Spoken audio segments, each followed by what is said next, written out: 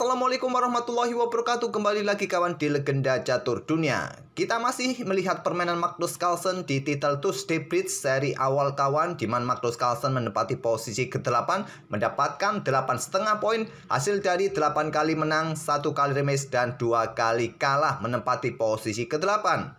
Tadi kita sudah melihat permainan Magnus Carlsen yang kalah saat menghadapi MVL pada game ke-8-nya dalam permainan endgame Menteri versus Menteri, di mana Carlsen tadi membuat langkah yang kurang akurat di akhir-akhir permainan kawan, di mana dia seharusnya langsung pertukaran benteng tapi ditunda, akhirnya didahului oleh MVL tadi yang membuat MVL unggul 1 pion bebas di sisi kiri. Oke, di game terakhirnya menghadapi pecatur Serbia kawan Alexander Inčić, Carlsen pegang hitam dan Inčić mengawali dengan pembukaan pion menteri, pion D4, Carlsen kuda F6, ada pion C4. Di sini pion E6, ada kuda C3, Carlsen bermain dengan Nimzo Indian Defense, gajah B4, dan Alexander Inčić memilih variasi klasikal menteri C2.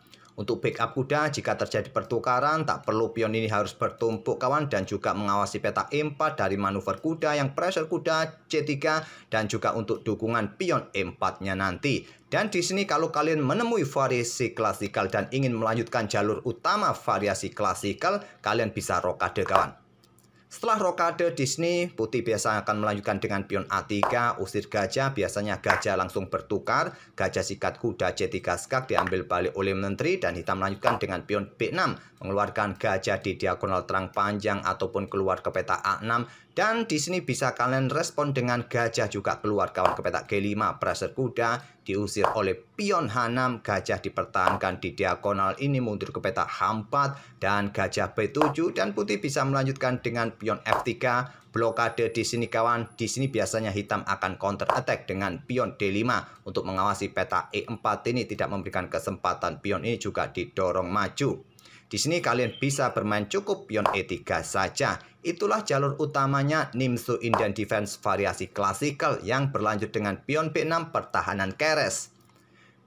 Pilihan nomor 2-nya adalah langsung pion C5 kawan, counter attack di peta pusat, atau nomor 3 pion D5. Pion D5 dipilih oleh Magnus Carlsen, dan di sini seperti biasa melanjutkan pengembangan perwira sayap raja kuda F3 bisa jadi pilihan, ataupun bermain dengan pion E3, buka diagonal terang kawan bagi pengembangan gajah ke peta D3 atau backup peta C4 ini kawan. Tapi memilih pertukaran langsung masih teori dalam pembukaan Nimzo Indian Defense kawan, pion C pukul pion D5, diambil balik menggunakan pion E agar hitam atau Carlsen ingin tetap kontrol peta pusat kawan dengan pion pusatnya, juga membuka akses bagi gajah terangnya segera berkembang.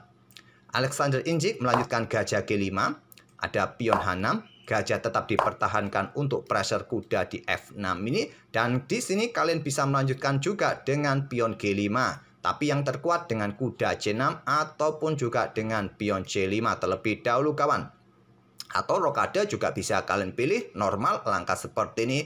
Carlsen memilih dengan kuda C6 terlebih dahulu. Kalaupun kalian coba kejar gajah dengan pion G5 setelah gajah mundur, kalian juga bisa tetap melanjutkan untuk kejar lagi kawan gajah. Gajah masih punya ruang di peta E5 walaupun kalian kejar lagi. Dan yang menjadi perhitungan langkah-langkah berikutnya, kemana raja ini kalian tentukan untuk rokade ke depannya. Oleh karena itu Carlsen memilih mengembangkan perwira terlebih dahulu kuda C6. Ada pion E3 di sini untuk perkuat posisi pionnya dari ancaman kuda yang bisa ancam menteri tadi kawan, juga membuka akses gajah berkembang, diikuti kuda atau kuda terlebih dahulu, rokade pendek beberapa langkah berikutnya, baru sekarang Carlsen ancam gajah dengan pion G5, gajah G3. Nah, kalaupun nanti diserang dengan pion-pion ini kawan, gajah ke peta E5, disinilah persiapan Carlsen. Sudah dipikirkan beberapa langkah sebelumnya oleh Carlsen, baru Carlsen mendorong pion H5. Di sini melanjutkan gajah terang berkembang terlebih dahulu, tak peduli soal ancaman dengan pion H4 karena dia punya peta E5 dan disikat langsung oleh Carlsen. Kuda sikat gajah E5 diambil balik oleh pion ancam kuda. Di sini beberapa pilihan bagi kuda lompat ke peta D7 kawan. Sementara memang diagonal ini akan terblokade oleh kudanya sendiri di peta D7. Ataupun juga melanjutkan pertukaran terlebih dahulu tempo skak. Setelah diambil baru kuda ini bergerak ke peta D7. Ataupun juga manuver ke peta E4. Memilih mundur ke peta D7, peta yang bagus bagi kuda, bagi Magnus Carlsen. Di sini ada pion A3. Gajah dipertahankan untuk mengepin kuda agar kuda tidak ambil pionnya kawan. Dan tidak dikejar lagi dengan pion B4 kawan. Tapi memilih dengan langkah pion F4 untuk perkuat posisi pion di petak E5. Di sini Carlsen menarik mundur kawan gajahnya ke petak B6 melepaskan pion D5-nya, tapi dia juga bisa mendapatkan pion-pion yang di sini kawan nanti. Di sini kuda F3 terlebih dahulu. Langkah yang bagus adalah ambil pion ini kawan karena posisi kuda juga dengan tempo untuk melindungi pion yang ada di petak E3. Kalaupun ada pion C6, kuda siap sikat gajah kawan. Diambil balik oleh kuda dan kalian ataupun diambil balik oleh menteri, nanti kalian punya kesempatan langsung rokade panjang menurut Stockfish. Tapi memilih dengan langkah pengembangan kuda F3 cukup natural juga, melepaskan pion yang di sini kawan. Persiapan rokade di langkah berikutnya. Di sini pion C6 dimainkan oleh Carlsen untuk memperkuat posisi pion pusatnya. Dan di sini di langkah ke-16 Alexander Injik melakukan kesalahan kawan, yaitu ambil pion G5. Dimanfaatkan Carlsen, kuda ambil pion E5. Jika pion ambil kuda, kuda G5 juga jatuh. Jadi pilihan terbaiknya bagi putih tak perlu terburu-buru ambil pion ini. Dorong pion ini terlebih dahulu kawan untuk membuka petak-petak terang. Jika pion pukul pion, gajah meluncur ke sini, raja bergerak dan sudah kehilangan hak rokade. Kalaupun di sini direspon dengan langkah kuda menghindar kawan, nah di sini kalian baru bisa ambil pion yang ada di petak G5. Kalaupun terjadi baku hantam di sini bisa kalian lanjutkan, idenya hampir sama, yaitu menghilangkan hak rokade bagi raja hitam. Oke, kembali lagi ke langkah aslinya kawan, tapi langsung ambil pion G5. Kuda ambil pion E5 dan berlanjut dengan langkah rokade. Kalau mau rokade, perhitungan Stockfish adalah rokade panjang yang terkuat kawan. Kalaupun gajah ambil pion E3 skak, tentu raja ini hanya bergeser saja ke petak B1 dan mungkin mendapatkan satu pion lagi di sini kawan. Kalian bisa respon kuda ini bergerak ke petak H7. Ya masih cukup aman untuk sementara kawan. Nanti coba manuver diikuti benteng-benteng bisa keluar juga bisa jadi pilihan untuk mencoba menyerang di lajur pusat. Karena posisi raja ini butuh beberapa tempo kalaupun ingin rokade panjang kawan. Tapi posisi hitam memang posisinya lebih bagus kawan karena kesalahan kuda ke petak G5 tadi. Rokade pendek dipilih oleh Alexander Injik dan Carlsen tak terburu-buru kawan ambil pion ini. Dia pindahkan kudanya terlebih dahulu karena terancam oleh pion F. Tapi tadi ambil pion dengan tempo skak juga tak ada masalah. Masih ada waktu untuk memindahkan kudanya. Di sini raja bergeser ke H1 dan Carlsen ternyata ambil pion E3 ini dengan kuda. Itulah rencana Carlsen garbu menteri garbu benteng. Benteng A E1 mengepin kuda kawan. Kenapa tidak memindah benteng F saja yang bergeser untuk menghindari tempo kehilangan benteng tadi kawan? Jawabannya menteri ke E7 kawan. Blokade pimpinan sama-sama memberikan ancaman bagi menteri masing-masing. Kalau menteri bergerak ke petak D2, pion H3 akan didorong. Posisi kuda masih cukup kuat kawan. Kalau pertukaran pion ditolak, malah membuka posisi petak-petak di depan raja ini. Tentu hitam masih baik-baik saja kawan. Nanti ada kesempatan menggeser raja ataupun rokade panjang bisa jadi pilihan bagi hitam beberapa langkah berikutnya. Kembali lagi ke langkah aslinya. Memilih benteng A yang bergeser ke E1, raja digeser ke F8 menghindari pimpinan kawan. Dan di sini benteng langsung sikat kuda. Percuma juga kalau tidak disikat, kuda juga bisa mendapatkan benteng F1 tadi. Diambil balik oleh gajah. Kemudian ada kuda E2. Carlsen melanjutkan mengeluarkan menteri ke F6. Menempatkan menteri dengan petak yang sama dengan raja ini cukup riskan kawan karena ada potensi kena garbuan di sini. Jadi kualitas perwira nanti juga kembali seimbang kawan. Tapi kalau ini pun terjadi masih baik-baik saja hitam. Masih dalam posisi yang lebih baik daripada putih kawan. Tapi Alexander Injik juga tidak melakukan garbuan, memilih dengan langkah benteng diangkat naik ke F3 serang gajah.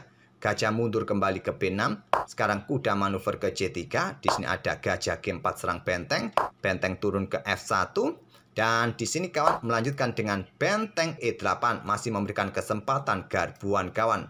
Yang lebih baik tadi tidak terburu-buru kawan untuk menggeser benteng. Hindari garbuan terlebih dahulu. Barulah benteng digeser di lajur yang terbuka penuh ini.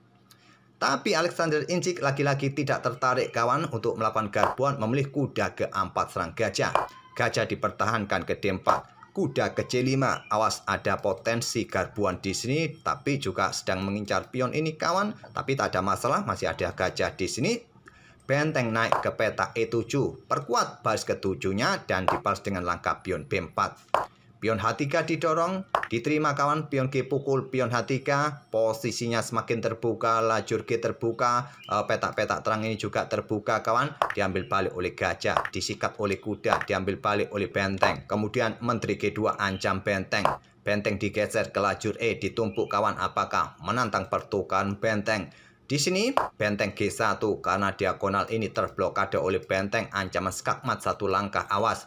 Pilihan terbaik, menteri ini bergeser ke peta H8 untuk menghindari pertukaran menteri kawan, tapi Carlsen menantang pertukaran menteri. Tapi Alexander Inchik ini jaim kawan, tidak mau melakukan pertukaran menteri.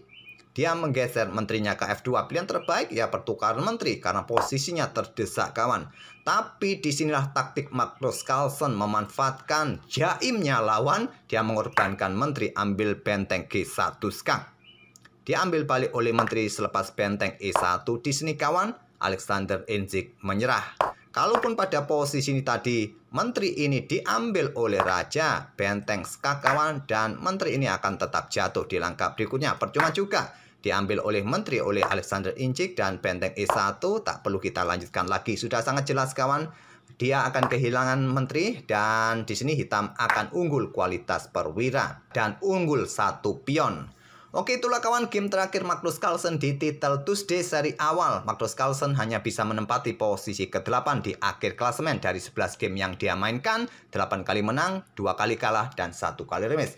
Semoga ide-ide permainan Magnus Carlsen yang tak perlu rokade, melakukan serangan sisi kanan dengan 2 pionnya lajur G, lajur H bisa kalian tiru. Tentu dengan kalkulasi yang matang kawan. Jangan serampangan, nanti kalian akan kena serangan balik.